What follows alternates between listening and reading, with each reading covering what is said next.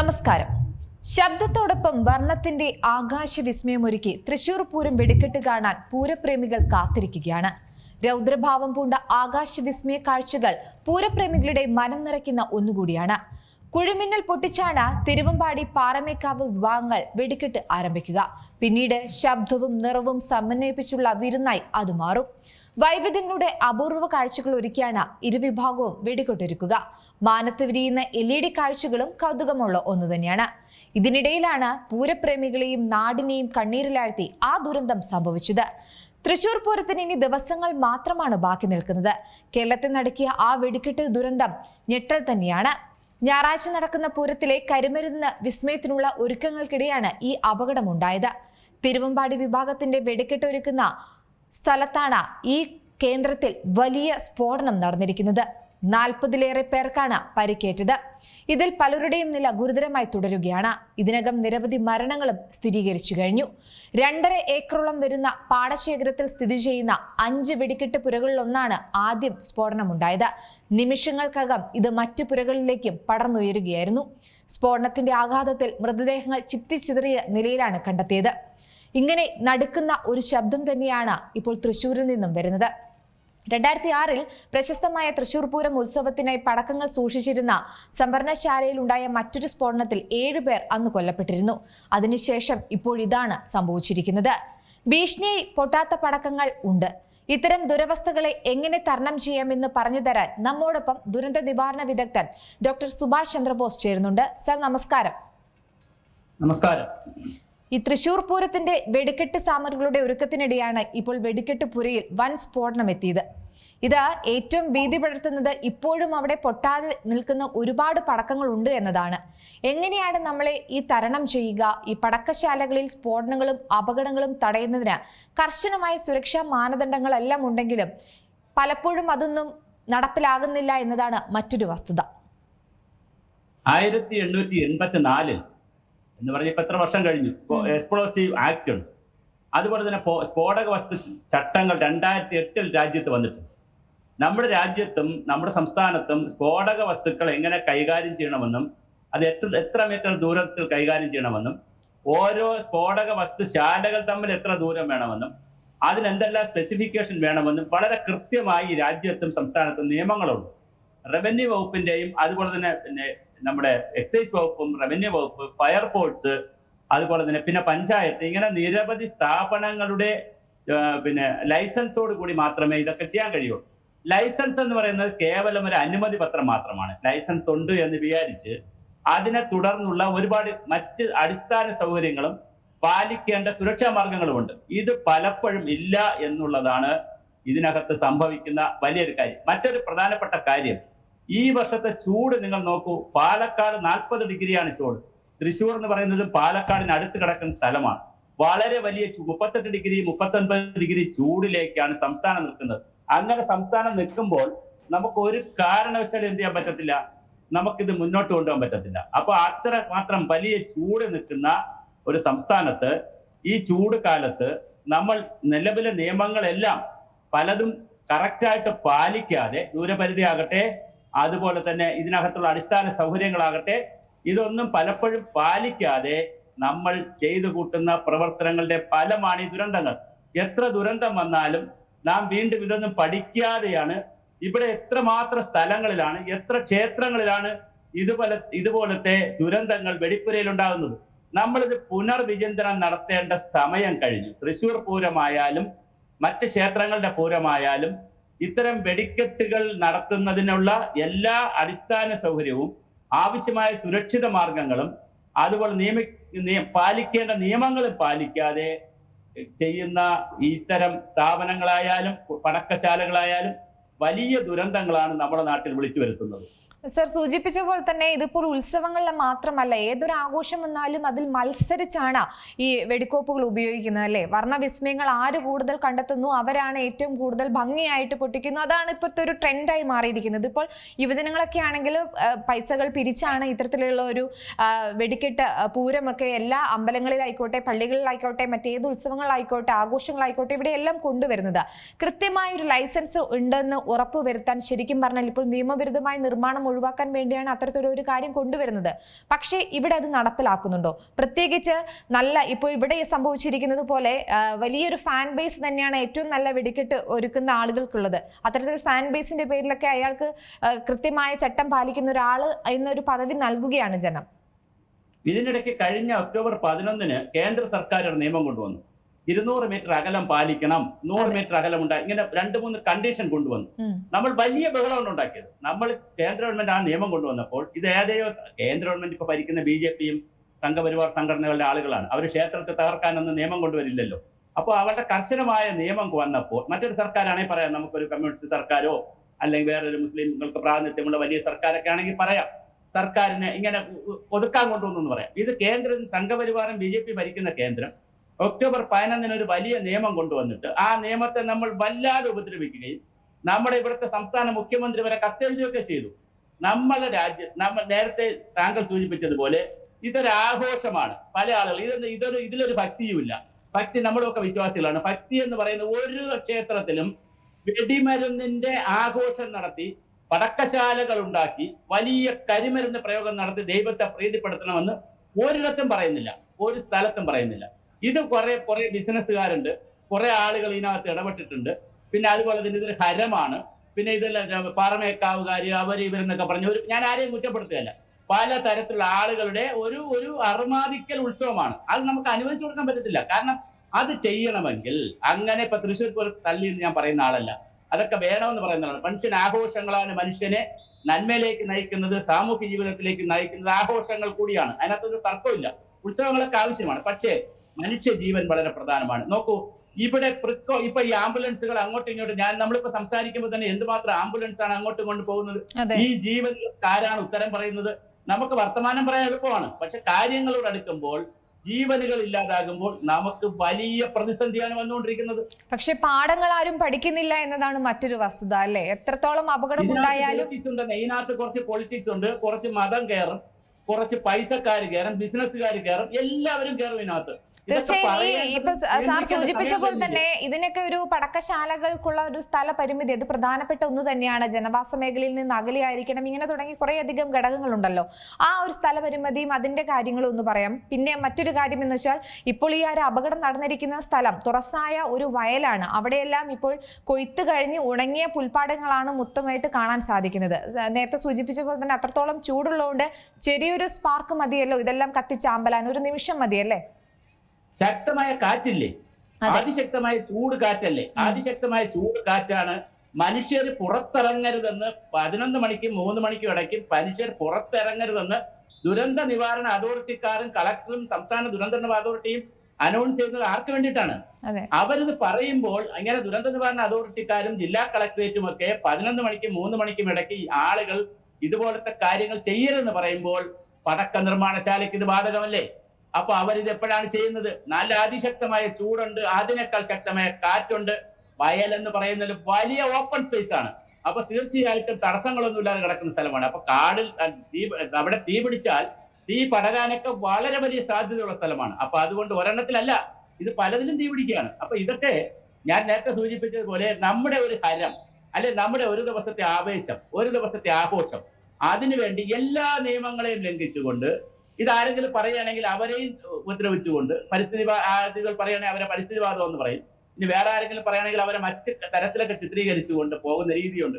10-30ഓളം നല്ല നിയമങ്ങളാ കേന്ദ്രം കൊണ്ടുവന്നത്. ഞാൻ കേന്ദ്രത്തിന് വേണ്ടി വാദിക്കുകയല്ല, പക്ഷെ മനുഷ്യർക്ക് വേണ്ടി നല്ല നിയമങ്ങൾ കൊണ്ടുവരുമ്പോൾ ആ നിയമത്തെ ഒന്നും നമ്മൾ അനുവദിക്കത്തില്ല. 200 മീറ്റർ അകലം വേണമെന്ന് പറഞ്ഞിരുന്നു മനുഷ്യർ നിൽക്കുന്ന സ്ഥലത്ത് നിന്ന്, 45 മീറ്ററിൽ 50 മീറ്ററിൽ ചെയ്യണമെന്നാണ് നമ്മുടെ പിടിവാശി.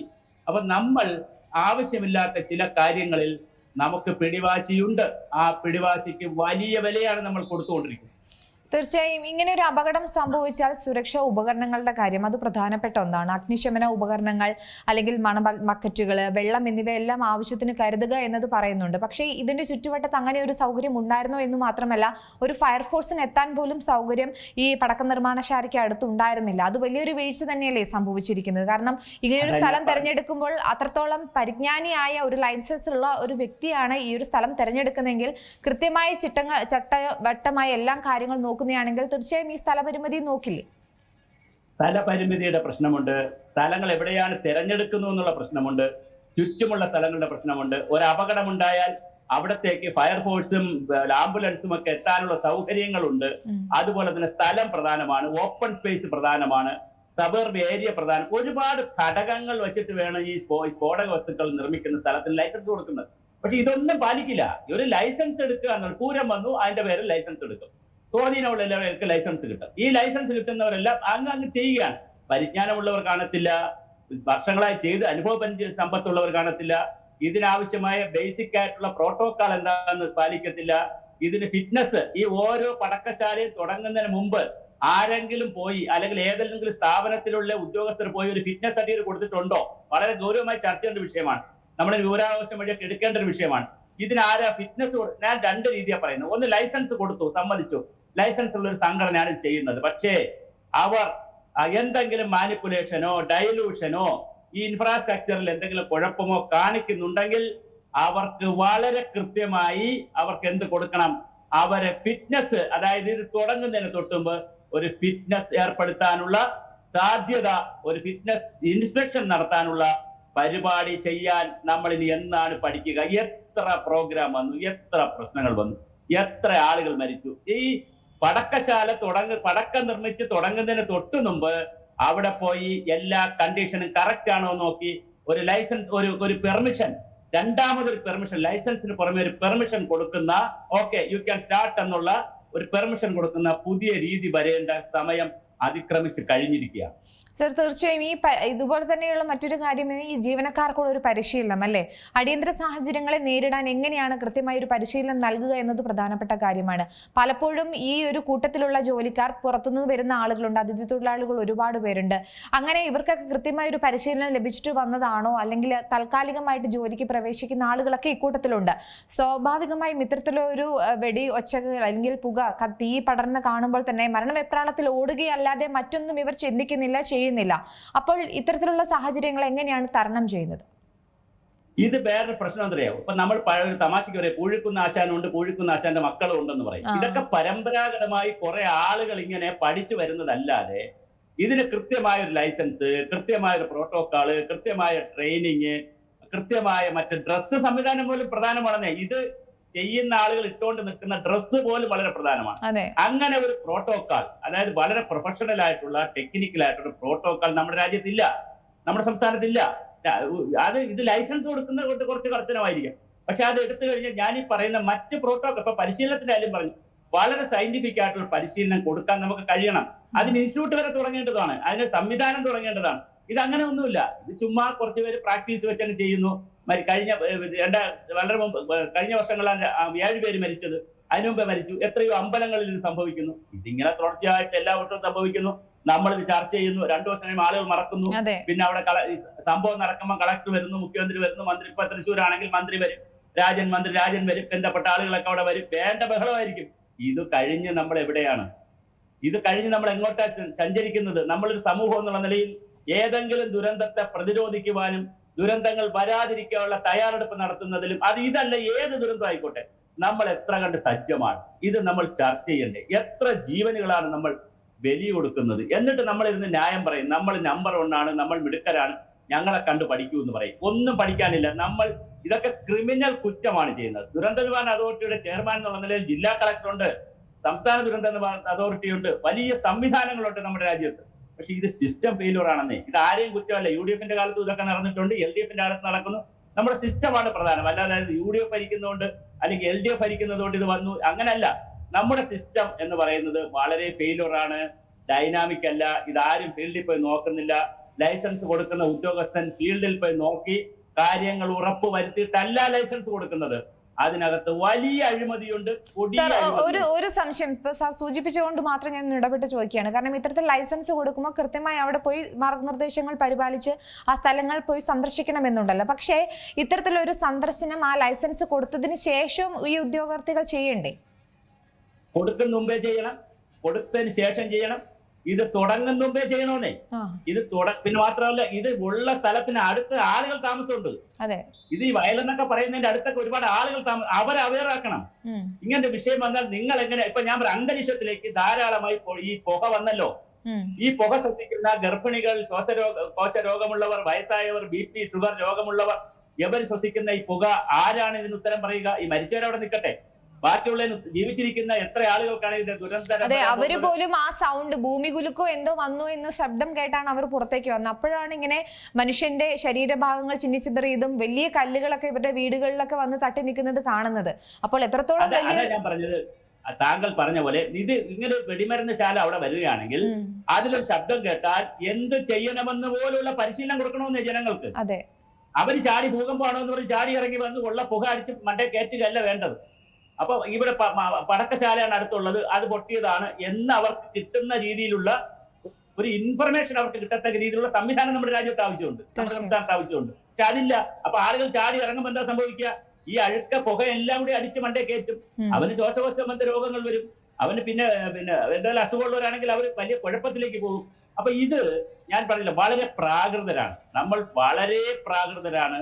ഈ യുഗത്തിൽ നമ്മൾ വർത്തമാനം പറയുന്നത് വളരെ പ്രാകൃതമായിട്ടാണ്. നമ്മളുടെ പ്രവൃത്തികൾ വളരെ വളരെ പ്രാകൃതമാണ്. തീർച്ചയായും സാർ സൂചിപ്പിച്ചപ്പോൾ തന്നെ ഈ സുരക്ഷാ മാർഗനിർദ്ദേശങ്ങൾ ഏറ്റവും പ്രധാനപ്പെട്ടതാണ് ചുറ്റുവട്ടമുള്ള ആളുകൾക്കുമായി ബന്ധപ്പെട്ട ബോധവൽക്കരണം, അല്ലെ? മരട് ഫ്ളാറ്റുമായി ബന്ധപ്പെട്ട് അത് പൊട്ടിക്കുന്ന സമയത്ത് അത്രത്തോളം മുന്നറിയിപ്പുകളും അത്രത്തോളം ആളുകളെയൊക്കെ അവിടുന്ന് ഒഴിപ്പിച്ച് ക്ലീൻ ആക്കിയിട്ടായിരുന്നു അവിടെ ഒരു സ്ഫോടനം നടത്തിയത്. കാരണം അത്രത്തോളം പുകപടലങ്ങൾ അവിടെ നിന്ന് ഉയരുന്നുണ്ട്. സമാനമായ രീതിയിൽ തന്നെയല്ലേ ഈ വെടിക്കെട്ട്? ഇപ്പോൾ ഇന്നൊരു അപകടം നടന്നില്ലെങ്കിൽ കുറച്ചു ദിവസം കഴിയുമ്പോൾ തൃശ്ശൂർ പൂരത്തിന്റെ അന്ന് വൈകുന്നേരം രാത്രിയും ഈ ഒരു വെടിക്കെട്ടും ആ ഒരു അന്തരീക്ഷവും, പുക നിറഞ്ഞ അന്തരീക്ഷം തന്നെയല്ലേ ശ്വസിക്കാൻ ആളുകൾ നിൽക്കുന്നത്? തീർച്ചയായിട്ടും. ഇത് ഞാൻ പറഞ്ഞല്ലോ, ഇതിന് ഹ്രസ്വകാലത്തിൽ ദീർഘകാലത്തിൽ ഒരു സമൂഹത്തിൽ എന്തൊക്കെ കുഴപ്പമുണ്ടാക്കുന്നു എന്ന് നമുക്ക് യാതൊരു ധാരണയുമില്ല. നമുക്ക് ഇതിന് മുൻ അനുഭവങ്ങളില്ല. ഇത് അപകടത്തിന്റെ അനുഭവങ്ങളേ ഉള്ളൂ. അല്ലാതെ നമുക്കൊരു പ്രോട്ടോകോൾ ഇല്ല, ഒരു തമ്പ് റൂൾ ഇല്ല. ഇത് പൊടിപടലങ്ങൾ വന്നാൽ എത്ര ദൂരത്തിലെ ആളുകൾ ബാധിക്കും, അവിടെയുള്ള ആളുകൾ എന്ത് പ്രൈമറി ആയിട്ട് അവരെന്ത് ചെയ്യണം എന്നുള്ളതിനെ സംബന്ധിച്ച് ഒരു ധാരണയുമില്ലാത്ത, ഒരു അവയർനെസ്സും ഇല്ലാത്ത ഒരു സംവിധാനത്തിലൂടെയാണ് നമ്മുടെ ഈ വെടിമരുന്ന് ശാലകളുമായും പടക്കങ്ങളുമായി ബന്ധപ്പെടുത്തിയിട്ടുള്ള രീതികൾ മുമ്പോട്ട് പോയിക്കൊണ്ടിരിക്കുന്നതെന്ന് വളരെ സങ്കടകരമായിട്ട് നമുക്ക് പറയേണ്ടി വരും. സാർ, ഈ സുരക്ഷയുടെ കാര്യത്തിൽ ഇലക്ട്രിക്കൽ സുരക്ഷയ്ക്ക് എന്തൊക്കെയാണ് പ്രാധാന്യമുള്ളത്? കാരണം സ്പാർക്ക് ഉണ്ടാകാൻ സാധ്യതയുള്ള ഇലക്ട്രിക് വയറിങ്ങുകൾ ഒഴിവാക്കുക എന്നൊക്കെ പറയുന്നുണ്ടല്ലോ. അപ്പോൾ അതും ഈ പടക്ക നിർമ്മാണശാലയുമായി ബന്ധപ്പെട്ട് എങ്ങനെയാണ്? അതാ പറഞ്ഞ, ഈ പടക്ക നിർമ്മാണശാലകൾ താൽക്കാലികമായിരിക്കും. താൽക്കാലികമായിരിക്കുന്നത് കൊണ്ട് തന്നെ താൽക്കാലികമായ കറണ്ട് എടുപ്പായിരിക്കും. താൽക്കാലികമായ കറണ്ട് എടുപ്പിലൂടെ തന്നെ നമ്മളിപ്പോ ഈ മൈക്ക് പരിപാടിയൊക്കെ നടത്തുമ്പോൾ നമ്മൾ ചെന്ന് ആവശ്യമില്ലാതെ കുറെ ആളുകൾ, ഈ മൈക്ക് ഓപ്പറേറ്ററും അതുപോലെ ഈ വയർമാന്മാരും വന്നിട്ട് വയറൊക്കെ ഇങ്ങനെ ചുറ്റിയിട്ട് യാതൊരു ലക്ഷ്യബോധമില്ലാതെയാണ് ഇത് ചെയ്യുന്നത്. അപ്പൊ താൽക്കാലികമായി കറണ്ട് എടുക്കുക, കറണ്ട് എടുക്കുന്നതിനെ കൊണ്ടുപോകുന്നതിനുള്ള മാർഗങ്ങളോ അതിന്റെ സുരക്ഷിത മാർഗങ്ങളോ ഒന്നുമില്ല. അപ്പൊ അത് വെറുതെ അത് ചെയ്യുകയാണ്. അപ്പൊ അതിന്റെ ലൈസൻസ് ആരാ നോക്കുന്നത്? ഇലക്ട്രിസിറ്റി ബോർഡുകാർ ഒന്ന് നോക്കാറുണ്ടോ? ഇപ്പൊ ഇവർ കറണ്ട് എടുക്കുമ്പോൾ കറണ്ട് എടുത്തിരിക്കുന്ന രീതി ശരിയാണോ എന്ന് ഇലക്ട്രിസിറ്റി ബോർഡുകാർ വന്ന് നോക്കി സർട്ടിഫൈ ചെയ്യാറുണ്ടോ? ചെയ്യാറില്ല. ഇലക്ട്രിസിറ്റി ബോർഡുകാർ അവിടെ പോകാറില്ല. അപ്പൊ ഞാനതാ പറഞ്ഞ, ഓരോ ഇപ്പൊ ഫയർഫോഴ്സ് അവിടെ പോകാറുണ്ടോ? പഞ്ചായത്തുകാർ അവിടെ പോകാറുണ്ടോ? ഇത് ലൈസൻസ് ഒരിക്കൽ കൊടുത്തന്നേ, പണ്ടെപ്പോഴും ഒരു ലൈസൻസ് കൊടുത്തു. അതുകൊണ്ട് ബാക്കി എല്ലാം അവർ ചെയ്യും. അത് ചെയ്യുമ്പോൾ ഓരോ കാര്യങ്ങളും പ്രിക്കോഷൻ അനുസരിച്ചാണോ ചെയ്തിരിക്കുന്നതെന്ന് നോക്കാൻ ഒരു കോളേജ് ഗ്രൗണ്ടിൽ, ഒരു ഓഡിറ്റോറിയത്തിൽ കൊള്ളാവുന്നതിലധികം ആളുകളെ കയറ്റി അവരവസാനം ശ്വാസം മുട്ടി കുറെ പേര് എടുത്തിയാടി മരിച്ചത് നമ്മൾ കണ്ടതാണ് എറണാകുളത്തിന്റെ ഒരു പരിപാടി. നമ്മൾ ഇത് കാണുകയാണ്. അപ്പൊ ഈ പോലീസ് സംവിധാനമാകട്ടെ, ഇലക്ട്രിക്കൽ സംവിധാനമാകട്ടെ, ഇലക്ട്രിക്കൽ ഇൻസ്പെക്ടറേറ്റിന്റെ വിങ് ആവട്ടെ, രണ്ട് വിങ്ങും, ഇലക്ട്രിക്കൽ വയർമാൻമാരുടെ വിങ്ങും ഇലക്ട്രിക്കൽ ഇൻസ്പെക്ടറേറ്റിന്റെ വിങ് വന്ന് പരിശോധിച്ച് ഇത് ക്ലിയർ ആയിട്ടാണ് ചെയ്തിരിക്കുന്നതെന്നുള്ള സർട്ടിഫിക്കറ്റ് കൊടുക്കലല്ല, ഒരു വിറ്റ്നസ് കൊടുക്കണം. അപ്പൊ അതൊന്നും നടക്കുന്നില്ല ഇവിടെ. ഇതൊന്നും നടക്കില്ല. ഇതിങ്ങനെ അപകടം വരും, കുറച്ചുപേര് മരിക്കും, അവരെ വീട്ടുകാർക്ക് എന്തെങ്കിലും ആനുകൂല്യം കൊടുക്കും. പിന്നെ നമ്മൾ ഒന്നിച്ചുകൂടി എല്ലാവരും കൂടെ ഒന്നിച്ചുകൂടി ചെയ്യുന്നതുകൊണ്ട് നമ്മൾ മാതൃകയാണെന്ന് വിളിച്ചു പോകും. ഇതാ കേരള മാതൃക. എല്ലാവരും വന്ന് എല്ലാവരും സഹായിച്ചു. ഒരാൾ അങ്ങോട്ട് എടുത്തുകൊണ്ട് പോകുന്നു, ഒരാൾ ഇങ്ങോട്ട് എടുത്തുകൊണ്ട് പോകുന്നു. ആളുകൾ സഹായിച്ചു. ഉടനെ 4 പേര് മൈക്ക് കൊണ്ടുപോയി, പിന്നെ ഉടനെ നാട്ടുകാരുടെ ഒരു ബൈറ്റ് എടുത്തു. നാട്ടുകാർ സഹായിച്ചത് ആദ്യം കണ്ടവർ അവസാനം കണ്ടവർ എന്നൊക്കെ പറഞ്ഞ് ഇതൊരു ഉത്സവമാണ്. നമുക്ക് ഇത് നാളത്തെ രാഷ്ട്രീയ വിഷയങ്ങളിൽ ഒന്നുകൂടിയാണിത്. അതെ, നമുക്കിത് ഉത്സവമാണ്. അതെ, നമുക്കിത് പിന്നെ വേറൊരു തമാശ എന്താണ്, ഇതുപോലൊരു സ്ഫോടനം നടന്നാൽ അവിടേക്ക് ആരും പോകരുത്. ആരേ പോകാവൂ? അവിടെ രക്ഷാപ്രവർത്തനം നടത്തുന്നവർ ഒഴിച്ച് ഒരു മനുഷ്യൻ അങ്ങോട്ട് പോകരുത്. ഈ പോയി കാണാൻ പോകുന്നവരും സെൽഫി എടുക്കാൻ പോണവരും ഇവരെല്ലാം ഈ പുക അടിച്ചു കയറ്റി. ഇപ്പൊ നമുക്ക് സീനിൽ തന്നെ കാണാമല്ലോ എന്തുമാത്രം പുകയാണ്. അത് അടിച്ചുകൊണ്ടാണ് അവിടെ ആളുകൾ നിൽക്കുകയാണ്. എന്തിനാണ് ഇത്രയും ആളുകൾ അവിടെ പോകുന്നത്? ലോകത്ത് ഒരു രാജ്യത്തുമില്ല ഈ സുരക്ഷിതത്വ മാർഗങ്ങൾ സ്വീകരിച്ചുകൊണ്ടും മാസ്കും ഒക്കെ വെച്ചുകൊണ്ടല്ലാതെ അവിടെ ആളുകൾ ചെന്ന് കാണാൻ നിൽക്കുകയാണ്, സെൽഫി എടുക്കാൻ നിൽക്കുന്നു. ആൾക്കൂട്ടം അവിടെയുണ്ട്. ഒരു കാരണവശാലും ദുരന്ത സ്ഥലത്ത് ദുരന്ത പരിപാലന പ്രവർത്തകരും അതിന്റെ ബന്ധപ്പെട്ട ഉദ്യോഗസ്ഥരും ഫയർഫോഴ്സുകാരും അല്ലാതെ ഒരു മനുഷ്യൻ അങ്ങോട്ട് പോകരുത്. ഇത് നമ്മൾ തീർച്ചയായും. പാലിക്കേണ്ട കാലം കഴിഞ്ഞിട്ട് എത്ര മന്ത്രിയൊന്നും അങ്ങോട്ട് തിരിഞ്ഞു നോക്കരുത്. മന്ത്രി അടുത്ത ഗസ്റ്റ് ഹൗസ് ഇരുന്നിട്ട് എല്ലാം കോർഡിനേറ്റ് ചെയ്തോണം. മന്ത്രി ഫീൽഡിൽ പോയി നിന്ന് ബൈറ്റ് കൊടുക്കാൻ നിൽക്കരുത്. മന്ത്രി ബൈറ്റ് കൊടുക്കാൻ നിൽക്കുമ്പോൾ MLA നിൽക്കും, MLA കൊടുക്കുമ്പോൾ പഞ്ചായത്ത് മെമ്പർ നിൽക്കും, പ്രസിഡന്റ് നിൽക്കും, ഉടനെ അതിന്റെ പാർട്ടിക്കാർ 10 പേര് കൂടെ നിൽക്കും. അതിന്റെ പാടില്ല. മന്ത്രിമാർ ഗസ്റ്റ് ഹൗസിൽ ഇരിക്കുക, കുറച്ച് അകലത്തിലിരുന്ന് കോർഡിനേറ്റ് ചെയ്താൽ മതി. എന്തെങ്കിലും കോർഡിനേറ്റ് കളക്ടർ പോലും സ്ഥലത്ത് പോകരുത് എന്നുള്ള അഭിപ്രായക്കാരനാണ് ഞാൻ. പ്രധാനമായ പോകേണ്ടതാരാ? ഫയർഫോഴ്സ്, അതുപോലെ ഇതിന്റെ പ്രധാനപ്പെട്ട ഉദ്യോഗസ്ഥർ, ആംബുലൻസ്, ഡോക്ടർ, അങ്ങനെ വളരെ പ്രധാനപ്പെട്ട കുറച്ചു പേർ മാത്രം പോയിട്ട് രക്ഷാപ്രവർത്തനം നടത്തണം. ഇത് രക്ഷാപ്രവർത്തനം നടത്താൻ പോകുന്നതിന്റെ 4 ഇരട്ടി ആളാണ് ഇത് കാണാൻ പോകുന്നത്. അതെ, ഇത് തൃശ്ശൂർ പൂരം ആൾക്കാർ കാണാൻ വന്നതുപോലെയാണ് ഇപ്പോൾ ഈ പകലുണ്ടായ ദുരനുഭവം കാണാൻ വേണ്ടി ആളുകൾ എത്തുന്നത്. ജനങ്ങൾ ഇടിച്ചു പോവുകയാണ്. അവരെ തടയണം. അവർക്ക് അസുഖങ്ങൾ വരും, അവർക്ക് പ്രശ്നങ്ങൾ വരുമെന്നേ. ഇനി അവർ പോകുന്നതുകൊണ്ട് തന്നെ വാഹനങ്ങൾ കൃത്യമായിരിക്കില്ല, ആളുകൾ എടുത്തുകൊണ്ട് പോകാൻ പറ്റത്തില്ല. അതാ ഞാൻ പറഞ്ഞത്, ലോകത്ത് ഒരിടത്തുമില്ല. നിങ്ങൾ ഗൂഗിൾ അടിച്ചു നോക്കൂ, നെറ്റ് അടിച്ചു നോക്കൂ, ഒരു രാജ്യത്തും ഇത് ചെയ്യാറില്ല. നമ്മുടെ രാജ്യത്ത് മാത്രമാണ് ഒരു അപകടം ഉണ്ടായാൽ സഹായിക്കാൻ പോകുന്നതൊക്കെ. അങ്ങനെ സഹായിക്കേണ്ട, അത് തടസ്സമാണ്. അവർക്കറിയാം, പ്രൊഫഷണൽ ആയിട്ടുള്ള ആളുകൾക്ക് പോയാൽ അവർക്ക് ഇത് നോക്കാനും എടുക്കാനൊക്കെ അറിയാം. അവരെ പോയി ശല്യം ചെയ്യാതിരുന്നാൽ മതി. പക്ഷേ നമ്മൾ അങ്ങനെയല്ല. നമ്മൾ അതിന്റെ 10 മടങ്ങ് ആൾക്കൂട്ടം അവിടെ പോകും. അവരും ഇത് ശ്വസിക്കും. പുകപടലങ്ങൾ ശ്വസിക്കുന്നത് ഈ പോകുന്നവർ കൂടിയാണ്. മറ്റപകടം പോലല്ല. എക്സ്പ്ലോസീവ് നടക്കുന്ന സ്ഥലത്ത് കൂടുതൽ ആളുകൾ പോയാൽ ഈ പോകുന്ന എല്ലാവരും മാസ്ക് ഉപയോഗിച്ചിട്ടാണോ പോണേ? അല്ല, അവർ നന്നായി പൊടി ഇതിന്റെ പുക, അമോണിയം, ഫോസ്ഫേറ്റും, എന്താണ് കാർബൺ ഡയോക്സൈഡും, അത് മോണോസൈറ്റ്, ഇതെല്ലാ സാധനവും അവർ അടിച്ചു കയറ്റും. അപ്പൊ എന്തിനാ അങ്ങനെ ചെയ്യുന്നത്? അപ്പൊ നമുക്ക് ദുരന്ത പരിപാലനത്തിനും ജനങ്ങളെ കൈകാര്യം ചെയ്യുന്നതിലാകട്ടെ, ദുരന്ത പരിപാലന മാർഗങ്ങൾക്കാകട്ടെ വളരെ കൃത്യമായ ഒരു പ്രോട്ടോക്കോൾ ഇല്ല. ഉണ്ടെങ്കിൽ അത് പാലിക്കപ്പെടുന്നില്ല. സർ സൂചിപ്പിച്ച പോലെ തന്നെ ഇത്രയധികം കാര്യങ്ങൾ നമ്മൾ ശ്രദ്ധിച്ചാലും പല ഭാഗത്തും വീഴ്ചകൾ സംഭവിക്കാറുള്ളൂ. അത് പതിവ് കാഴ്ചയാണ്. ഇപ്പോൾ ഈ ഒരു തൃശ്ശൂർ പൂരം അല്ല, മറ്റേതൊരു ആഘോഷങ്ങളായിക്കോട്ടെ, അവിടെ എല്ലാം കാണുന്ന ഒരു കാര്യമാണ് ഈ വസ്തുക്കളുടെ ഒരു സംഭരണം, അല്ലെ? ഇപ്പോൾ ചെറിയ ചെറിയ അമ്പലങ്ങളായിക്കോട്ടെ, പള്ളികളായിക്കോട്ടെ, ഇവരുടെയൊക്കെ പൂരത്തിന്റെ സമയത്തും ആഘോഷങ്ങളുടെ സമയത്തുമൊക്കെ അവരുടെ ഒരു ഏരിയയിൽ തന്നെ അവർ കുറെ ആളുകൾ നിൽക്കുന്ന സ്ഥലത്ത് തന്നെയായിരിക്കും ഈ വസ്തുക്കളൊക്കെ സൂക്ഷിക്കുന്നത്. അതിന് പ്രത്യേക സ്ഥലം ഒന്നും ഇവർ ശ്രദ്ധിക്കാറില്ല. മാത്രമല്ല ഇവരുടെയൊക്കെ ഒരു തൊഴിൽ സമയം. അതിനല്ലേ കേന്ദ്ര ഗവൺമെന്റ് 200 മീറ്ററിന്റെ കാര്യം പറഞ്ഞപ്പോ പറ്റൂല, നമുക്ക് 50 മീറ്ററിൽ ചെയ്യണമെന്ന് നമ്മൾ പറയണം.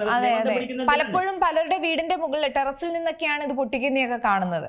ടെറസിൽ നിന്ന് പൊട്ടിക്കുന്നു. ഗോഡൌണുകളുണ്ട്, പല വീടുകളിൽ ഗോഡൌണുകളുണ്ട്. ഔട്ട്ഹൗസുകളിൽ ഇത് വെച്ചുകൊണ്ടിരിക്കുന്നു. ഔട്ട്ഹൗസുകളുണ്ട് പല വീടുകളിൽ. നമ്മളിത് കാണുന്നതാണ്. ഇതൊക്കെ ആര് ലൈസൻസ് കൊടുക്കുന്നു? ഇതിന്റെയൊക്കെ ഒരു ഉത്തരവാദിത്തം കൃത്യമായ ഇടവേളകളിൽ സുരക്ഷാ ഓഡിറ്റ് നടത്തുന്നില്ല എന്നല്ലേ വ്യക്തമാവുന്നത്. ഇത് നമ്മൾ ചെയ്യേണ്ട എന്താണ്? ഇതുപോലത്തെ മരണമൊക്കെ ഉണ്ടായി കഴിഞ്ഞാൽ ബന്ധപ്പെട്ട ഉദ്യോഗസ്ഥനെ പീനലൈസ് ചെയ്യണം. അത് അവരുടെ പേരോ ക്രിമിനൽ കുറ്റം. അതിന് ഡിസാസ്റ്റർ മാനേജ്മെന്റ് ആക്ട് ഉണ്ടെന്നേ. ഡിസാസ്റ്റർ മാനേജ്മെന്റ് ആക്ട് കേന്ദ്ര 2005 ഡിസാസ്റ്റർ മാനേജ്മെന്റ് ആക്ട് അനുസരിച്ച് ഒരു ഡിസാസ്റ്റർ കൈകാര്യം ചെയ്യുന്നതിൽ ഒരു ഉദ്യോഗസ്ഥൻ വീഴ്ച വരുത്തിയാൽ ആ ഉദ്യോഗസ്ഥനെതിരെ ക്രിമിനൽ നടപടി എടുക്കാം. ഉദ്യോഗസ്ഥൻ ജയിലിൽ കിടക്കും, ഉദ്യോഗസ്ഥൻ പെനാൽറ്റി അടയ്ക്കണം. അതാണ് നിയമം. പക്ഷെ ഇത് എത്ര ഇവിടെ ഡാം തുറന്നു വിട്ടു, എത്ര പേർക്കെതിരെ ഇവിടെ നിയമം വന്നു? തുറന്നു വിട്ടു എന്ന് മന്ത്രി തന്നെ പറയുന്നു. ഇവിടെ വോയിസ് ഫ്ലോവർ ആയിട്ട് ഇവിടെ വന്നു. ആർക്കെതിരെ നടപടി എടുത്തു? ഏത് ഉദ്യോഗസ്ഥരുടെ നടപടി എടുത്തു? ഇത് ക്രിമിനൽ ദുരന്ത നിവാരണ ചട്ടത്തിലെ 2005 ദുരന്ത നിവാരണ നിയമം രാജ്യത്ത് വരുന്നത്. സുനാമി വന്നതിന് ശേഷം 2006 ഡിസംബറിലെ സുനാമി വന്നതിന് ശേഷം 2005 രാജ്യത്ത് ഡിസാസ്റ്റർ മാനേജ്മെന്റ് അതോറിറ്റികളും നിയമം വരുന്നത്. ദേശീയ ദുരന്ത നിവാരണ നിയമം വരുന്നത്. ആ നിയമത്തിൽ വളരെ കൃത്യമായി പറയുന്നുണ്ട്, സംസ്ഥാനത്ത് ദുരന്ത നിവാരണം കൃത്യമായി പരിപാലിച്ചില്ലെങ്കിൽ ചീഫ് സെക്രട്ടറി പീനലൈസ് ചെയ്യപ്പെടും. ചീഫ് സെക്രട്ടറി ക്രിമിനൽ കുറ്റത്തിന് അല്ലെങ്കിൽ ഇതിന്റെ സിവിൽ കുറ്റത്തിന് അർഹനാണ്. പീനലൈസ് ചെയ്യപ്പെടും, ജയിലിൽ കിടക്കേണ്ടി വരും. ജില്ലാ കളക്ടർ ഉത്തരവാദിത്വത്തിൽ പ്രവർത്തിച്ചില്ലെങ്കിൽ ജില്ലാ കളക്ടർ ജയിലിൽ കിടക്കേണ്ടി വരുമെന്ന് വളരെ കൃത്യമായി നിയമത്തിൽ എഴുതി വെച്ചിട്ടുണ്ട്. ആ നിയമത്തിൽ എഴുതി വെച്ചിട്ട് ഇവിടെ എന്തെല്ലാം വീഴ്ചകൾ നടക്കുന്നു. ഏത് ഉദ്യോഗസ്ഥനാണ് ഇവിടെ ശിക്ഷിക്കപ്പെട്ടത്, അല്ലെങ്കിൽ പീനലൈസ് ചെയ്യപ്പെട്ടത്, അല്ലെങ്കിൽ റെസ്പോൺസിബിൾ ഫിക്സ് ചെയ്യപ്പെട്ടത്? അതൊരു 10 പേർക്ക് ഫിക്സ് ചെയ്താൽ തീരാവുന്ന വിഷയമുള്ളൂ. ഇവിടെ ഒരു 10 ഉദ്യോഗസ്ഥരുടെ പുറത്ത്, അതായിക്കോട്ടെ 10 പേരുടെ പുറത്ത് ഈ കാര്യങ്ങൾ റെസ്പോൺസിബിലിറ്റി ഫിക്സ് ചെയ്താൽ ബാക്കി ഉദ്യോഗസ്ഥർക്ക് ചൂടപ്പം പോലെ ഇറങ്ങി ജോലി ചെയ്യും, ഫീൽഡിൽ പോകും. ഫീൽഡിൽ പോകില്ല, ഓഫീസിൽ ഇരുന്നിട്ട് പൈസ വാങ്ങിച്ചുകൊണ്ടും അല്ലാതെ സ്വാധീനത്തിൽ ഓഫീസിൽ ഇരുന്നിട്ടാണ് ലൈസൻസ് കൊടുക്കുന്നത്. അതാണ് എന്റെ വാദം. ഫീൽഡിൽ പോയി നോക്കിയിട്ടല്ല. അങ്ങനെ ഫീൽഡിൽ പോയി നോക്കിയാൽ അടിസ്ഥാന സൗകര്യങ്ങൾ ഉണ്ടോ എന്ന് നോക്കാൻ പറ്റും, പ്രോട്ടോകോൾ ഉണ്ടോ നോക്കാൻ പറ്റും, ഇൻഫ്രാസ്ട്രക്ചർ ഉണ്ടോ നോക്കാൻ പറ്റും, ഫെസിലിറ്റീസ് ഉണ്ടോ നോക്കാൻ പറ്റും. അങ്ങനെ അല്ല ചെയ്യുന്നതെന്നുള്ളത് വളരെ കൃത്യമാണ്. ഈ പടക്കശാലകൾക്ക് ലൈസൻസ് കൊടുത്തതിന്റെ ഭാഗമായി എത്ര പ്രാവശ്യം ഉദ്യോഗസ്ഥരോടെ വിസിറ്റ് ചെയ്ത് കാണൂ? ഒരു പ്രാവശ്യം ഒരു ഉദ്യോഗസ്ഥൻ പോലും അവിടെ പോയി വിസിറ്റ് ചെയ്ത് കാണാൻ ഒരു സാധ്യതയില്ല. തീർച്ചയായും സർ, അവസാനമായി ഒരു ചോദ്യം കൂടെ. കാരണം ഈ പടക്കം പൊട്ടി അപകടങ്ങളൊക്കെ ഉണ്ടാകുമ്പോൾ അങ്ങനെ സംഭവിച്ചാൽ അടിയന്തരമായി വൈദ്യസഹായം ലഭ്യമാക്കാനും സുരക്ഷിതമായ സ്ഥലത്തേക്ക് മാറാനും കുറേയധികം കാര്യങ്ങൾ ശ്രദ്ധിക്കേണ്ടതുണ്ട്. അത്തരത്തിലുള്ള പൊതുജനങ്ങൾക്ക് ചെയ്തു കൊടുക്കാൻ അല്ലെങ്കിൽ പൊതുജനങ്ങളോട് സാറിന് പറയാനുള്ളത് എന്താ? എനിക്ക് 2-3 കാര്യങ്ങളാണ്. ഒന്ന്, ഞാൻ ചോദിക്കുന്നത്, ഇവിടെ ഒരു അപകടം ഉണ്ടായി, ആംബുലൻസ് സർവീസ് എവിടെന്നാ വരുന്നത്? ആംബുലൻസ് സർവീസ് വിളിച്ചിട്ട് എവിടെന്നെങ്കിലും വരും. കൃത്യമായ സമയത്ത് ഇങ്ങനെ ഒരു സംവിധാനമുണ്ട്, 8-10 സംവിധാനം ഉണ്ടെങ്കിൽ നിശ്ചിത ദൂരത്ത് ആംബുലൻസ് സംവിധാനം നമുക്ക് കൊണ്ടുവരാൻ പറ്റിയിട്ടുണ്ടോ? ഫയർഫോഴ്സിന്റെ സംവിധാനം നിശ്ചിത ദൂരത്തിൽ കൊണ്ടുവരാൻ പറ്റിയിട്ടുണ്ടോ? മറ്റ് സൗകര്യങ്ങൾ നിശ്ചിത ദൂരത്ത്, അതും അടിസ്ഥാന സൗകര്യങ്ങളുടെ പ്രധാനമാണ്. ഇത് നമുക്ക് ഉറപ്പുവരുത്താൻ കഴിയുമോ? ഒന്ന്. രണ്ടാമത്, ഉദ്യോഗസ്ഥരെ സംബന്ധിച്ചിടത്തോളം ഞാൻ ഓരോരുത്തരായിട്ട് പറയാം. ഉദ്യോഗസ്ഥരെ സംബന്ധിച്ചിടത്തോളം ദയവായി നിങ്ങൾ ഫീൽഡിൽ പോയി നോക്കി, ആ എക്സിസ്റ്റിംഗ് ആയിട്ടുള്ള സ്ഥലത്ത് പോയി നോക്കി, അവർക്ക് അവസാനം ഒരു ഫിറ്റ്നസ് സർട്ടിഫിക്കറ്റ് പോലെ, അല്ലെങ്കിൽ ഓക്കെ യു ക്യാൻ റൺ എന്ന ലെവലിൽ ISRO റോക്കറ്റ് വിടുന്ന പോലെ നിങ്ങളിത് ചെയ്യാം എന്നൊരു വാക്കാലെങ്കിൽ ഒരു ഓർഡർ കൊടുക്കണം, അത് റെക്കോർഡ് ചെയ്ത് വെക്കണം. പിന്നെ ജനങ്ങളെ സംബന്ധിച്ചിടത്തോളം നിങ്ങൾ താളവെച്ചു നടക്കുമ്പോൾ കയറെടുക്കുന്ന രീതിയിൽ ഓടിച്ചാടി എല്ലാവരും കൂടെ അങ്ങോട്ട് പോകരുത്. അവിടെ പോകേണ്ടുന്ന ആളുകൾ പോട്ടെ. ഇനി വേറൊരു കാര്യം കൂടെ PRD-ക്കാരോട് പറയാനുള്ളത്, അവിടെ ചെന്നതിന് ശേഷം PRD ഇൻഫർമേഷൻ ഓഫീസർമാർ അവിടെ എത്തണം. നിങ്ങൾ വീഡിയോ ആയിട്ട് എത്തണം. നിങ്ങൾ അവിടെ നിന്ന് വീഡിയോസ് ഒക്കെ എടുത്ത് കുറച്ച് ദൂരെ വെച്ച് അത് മീഡിയാസിനും ജനങ്ങൾക്കൊക്കെ കൊടുക്കുക. ജനങ്ങൾക്ക് മീഡിയാസിനും കൊടുക്കണ്ടെന്നല്ല, പക്ഷെ അവിടെ സകല പേരും കൂടെ ചെന്ന്, അത് മീഡിയ ആവട്ടെ പൊതുജനങ്ങളാകട്ടെ, സകല പേരും കൂടെ അവിടെ ചെന്ന്, ഇപ്പൊ നോക്കൂ, ഈ ചാനലിൽ തന്നെ നോക്കൂ, എത്ര ആളുകളാണ് അവിടെ ചെന്ന് കൈയും കെട്ടി നോക്കി നിൽക്കുന്നത്. ഈ അന്തരീക്ഷത്തിൽ ഇത്രയും പുകയും പടലും ഒക്കെ വരുമ്പോ എന്താണ് ഇവർ ചെയ്യുന്നത്? തീർച്ചയായിട്ടും ഈ ചൂട് കാലത്ത് ഇത്രയധികം ജനങ്ങൾ പടക്കം പൊട്ടിയ ഒരു സ്ഥലത്തേക്ക് ഒഴുകുന്നത് അവർക്ക് തന്നെ ദോഷമാണ്. ഒരു കാരണവശാലും അവിടെ പോകരുത്. ദുരന്തം പരിപാലിക്കേണ്ടവരും ദുരന്തത്തെ പ്രതിരോധിക്കേണ്ടവരും അടിയന്തര നടപടി എടുക്കേണ്ടവരുമായിട്ടുള്ളവർ മാത്രമാണ് ദുരന്ത സ്ഥലത്തേക്ക് പോകേണ്ടത്. ബാക്കിയുള്ളവർ നിശ്ചിത ദൂരത്ത് തന്നെ പാലിക്കണം, നിശ്ചിത ദൂരം പാലിക്കണം. അത് അവരുടെ രക്ഷയ്ക്കും ആവശ്യമാണ്. ഈ ദുരന്തത്തിൽപ്പെട്ടവരെ പെട്ടെന്ന് രക്ഷിക്കാനും, അല്ലെങ്കിൽ ആരെങ്കിലും മരിച്ചിട്ടില്ലെങ്കിൽ അവരെ ആശുപത്രിയിൽ എത്തിക്കാനും, അപകടം പറ്റിയവരെ രക്ഷിക്കാനും ഒക്കെ വളരെ അത്യാവശ്യമായി അത് ചെയ്യേണ്ടതാണ്. തീർച്ചയായും വളരെയധികം നന്ദി സാർ, നമ്മളോടൊപ്പം ഈ എത്രയധികം സമയം ചെലവഴിച്ചതിൽ. കാരണം ഈ ദുരന്തവുമായി ബന്ധപ്പെട്ട് വലിയ സംശയങ്ങൾ തന്നെയാണ്. കാരണം ഒന്നല്ല രണ്ടല്ല, ഒരുപാട് ഉത്സവങ്ങളും ആഘോഷങ്ങളിലെല്ലാം ഈ വെടിമരുന്ന് പ്രയോഗം വലുതായിട്ട് തന്നെ കാണുകയാണ്. അത് ഓരോ വർഷം കൂടുന്തോറും വർദ്ധിക്കുന്നു എന്നല്ലാതെ ഇതിലൊന്നും വലിയ മാറ്റങ്ങളൊന്നും സംഭവിക്കുന്നില്ല. ഇത്തരത്തിലൊരു അപകടങ്ങൾ വരുമ്പോഴാണ് പാഠങ്ങൾ പഠിക്കൂ എന്ന് പറയുന്നുണ്ട്, പക്ഷെ ആരും തന്നെ പഠിക്കുന്നില്ല എന്നതാണ് മറ്റൊരു വസ്തുത. എന്തായാലും നമ്മോടൊപ്പം ഇത്രയധികം നേരം ചെലവഴിച്ചതിൽ വളരെയധികം നന്ദി. മറ്റൊരു അതിഥിയുമായി പിന്നെ കാണാം. നന്ദി.